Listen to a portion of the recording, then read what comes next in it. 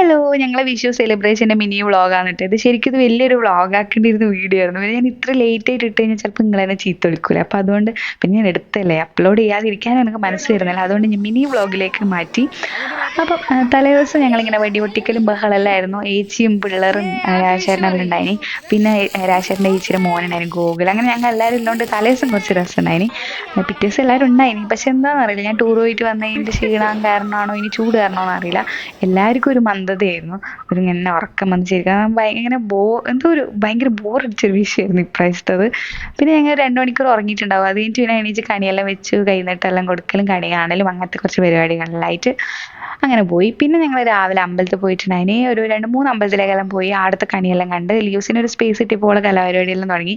പിന്നെ ഞങ്ങൾ വീട്ടിലേക്ക് എത്തി. പിന്നെ സദ്യയുടെ പ്രിപ്പറേഷൻസ് ഭയങ്കര സിമ്പിൾ ആയിട്ടുള്ള ഒരു സദ്യയായിരുന്നു. പിന്നെ അതെല്ലാം കഴിഞ്ഞിട്ട് ഞങ്ങൾ നല്ലൊരു ഉറക്കം ഉറങ്ങി. അപ്പോൾ ഇത്രയായിരുന്നു നമ്മൾ വിഷു. അപ്പോൾ അടുത്ത വീഡിയോയിൽ കാണാം. Tata bye bye, see U.